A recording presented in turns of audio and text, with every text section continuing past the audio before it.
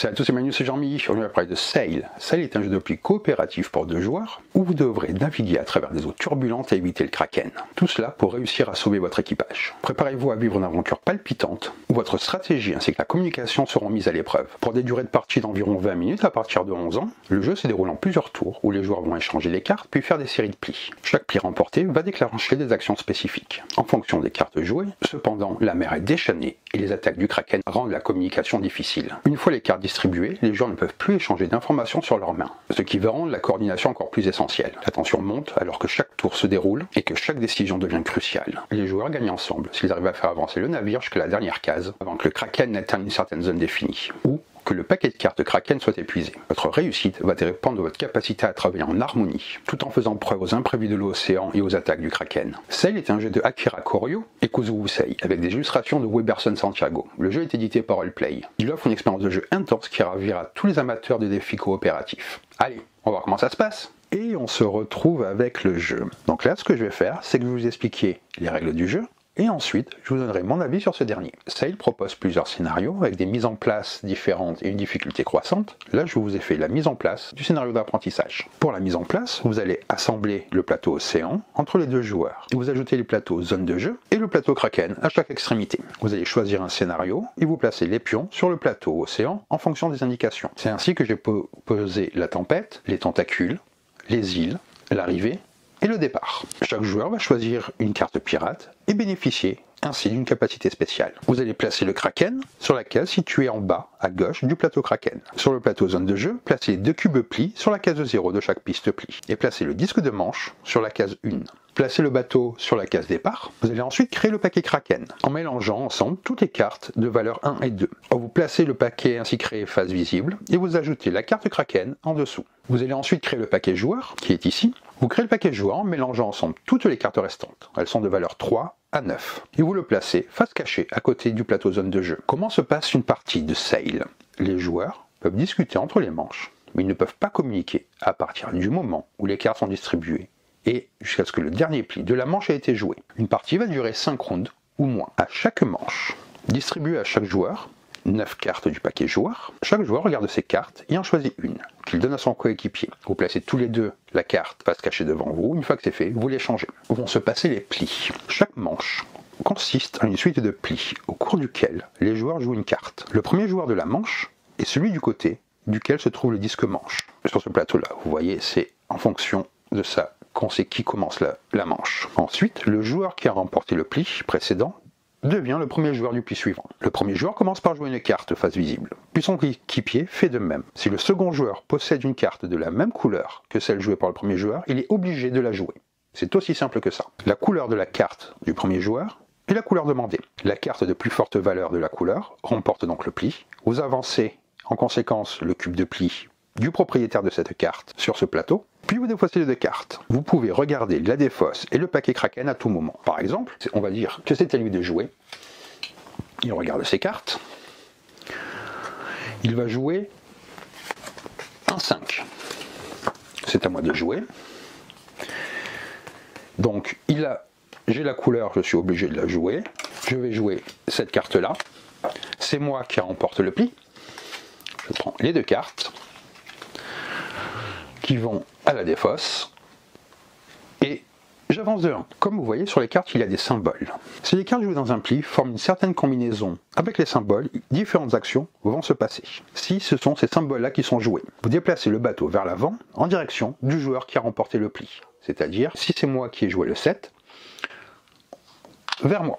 Si la combinaison de cartes jouées est celle-là, vous déplacez le bateau vers l'avant en direction du joueur qui a remporté le pli et le kraken attaque, même si le bateau ne s'est pas déplacé. Si la combinaison de symboles est celle-ci, vous déplacez le bateau vers l'avant en direction du joueur qui a remporté le pli et le kraken attaque 2 fois. Si la combinaison de cartes jouées est celle-ci, vous attaquez le kraken en plaçant la carte celle-ci en dessous du paquet kraken plutôt que de la défausser. Si la combinaison de symboles des cartes jouées est celle-là, vous déplacez le bateau vers l'avant en allant tout droit. Si la combinaison de cartes jouées donne ces symboles-là, vous retournez la carte du dessus du paquet joueur et vous effectuez son action canon. Je reviendrai un petit peu plus tard, qui est donc là-bas. Puis, vous la placez dans la défausse. Si le paquet joueur ne contient pas de carte, cette action n'a pas d'effet. Toute autre combinaison de symboles n'a aucun effet. Lorsque le kraken attaque le bateau, vous placez la carte du dessus du paquet kraken dans la défausse. Si vous devez ainsi défausser la carte Kraken, déplacez le Kraken d'une case dans le sens horaire et placez la carte Kraken en dessous du paquet Kraken.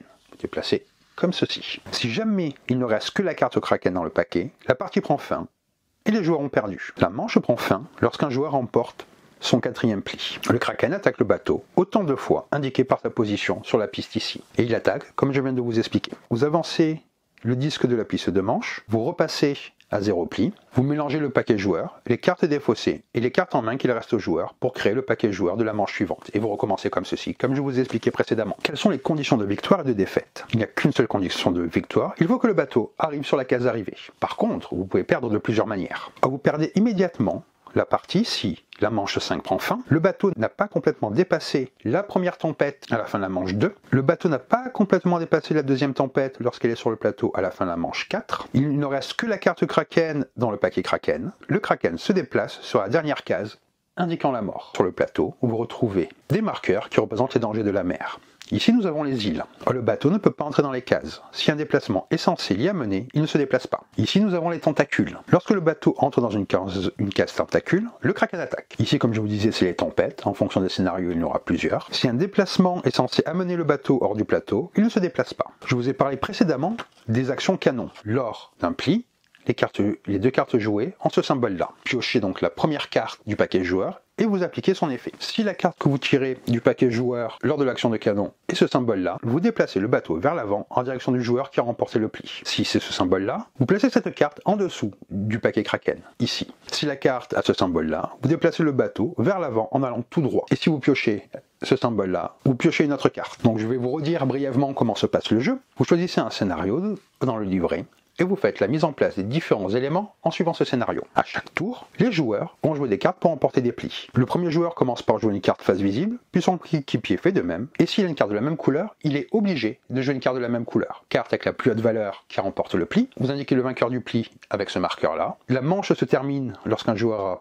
a remporté 4 plis. Si les cartes jouées ont des symboles en commun, vous allez avoir une action, comme je vous ai expliqué. Si vous jouez comme ceci jusqu'à arriver à l'arrivée. Et je vous ai déjà expliqué les différentes conditions de défaite. Donc voilà pour les règles très simples à comprendre, mais vraiment très intéressantes dans la stratégie que vous allez devoir mettre en place pour Sail. Je tenais à vous dire que vous êtes de plus en plus nombreux à regarder la chaîne, ça fait vraiment plaisir, donc n'hésitez pas à vous abonner, à laisser un commentaire et même à activer la cloche si cette vidéo vous paraît utile. Après ces règles, je vais donc vous donner mon avis sur le jeu. Sail est bien plus qu'un jeu de cartes, c'est une véritable aventure où la coopération, la stratégie et la gestion du risque sont au cœur de l'expérience. Il propose un défi palpitant pour les joueurs à la recherche d'un jeu dynamique, riche en suspense et en rebondissement. Sail plonge les joueurs dans l'univers fascinant de la navigation en mer, avec un objectif simple mais engageant, mener son navire à travers des eaux dangereuses tout en combattant un kraken mythique qui menace de détruire le bateau à chaque instant. L'un des aspects les plus remarquables de Sail est la mécanique de jeu innovante basée sur le système de pli, avec une touche unique et excitante. Le but du jeu est de déplacer le navire en jouant des cartes, mais chaque carte jouée n'est pas simplement en mouvement. Elle détermine également l'intensité de l'action. Les joueurs doivent choisir soigneusement leurs cartes pour naviguer à travers les eaux infestées de kraken, d'îles et de tempêtes, tout en équilibrant le besoin de prendre des risques et de rester prudent. Cette mécanique de coopération rend Sail particulièrement intéressant. Vous devez anticiper les mouvements de votre partenaire, essayer de prédire ses actions, tout en restant à l'affût des menaces qui se profilent sur le plateau. Chaque carte jouée est un choix stratégique, et le défi consiste à trouver l'équilibre parfait pour avancer tout en évitant les pièges et les attaques du kraken. La réussite dans ce jeu réside dans la capacité à collaborer tout en gardant un œil sur le long terme et en optimisant chaque mouvement. Encore une fois, les illustrations de Weberson Santiago créent une ambiance magique et immersive qui plonge immédiatement les joueurs dans l'univers maritime du jeu. Le plateau du jeu est divisé en plusieurs sections, chacune représentant un aspect clé de l'aventure. Il y a le plateau océan, le plateau kraken ainsi que la zone de jeu. Les illustrations sont non seulement belles, mais elles renforcent également l'ambiance tendue et épique de la navigation en mer. L'aspect visuel du jeu ne se limite pas seulement à des dessins attrayants, il permet aux joueurs de se connecter instantanément à l'univers du jeu et de ressentir pleinement l'intensité de leur aventure. Les cartes sont de très bonne qualité, robustes et parfaitement adaptées à une manipulation fréquente. Chaque carte est conçue avec des symboles et des couleurs distincts qui non seulement facilitent la compréhension du jeu, mais apportent également un sens à la progression ainsi qu'à l'immersion. Les jetons et les marqueurs sont également très bien conçus et ils rendent l'interaction avec le plateau fluide et agréable. Un des attraits de Sail réside dans sa profondeur stratégique. Chaque décision compte.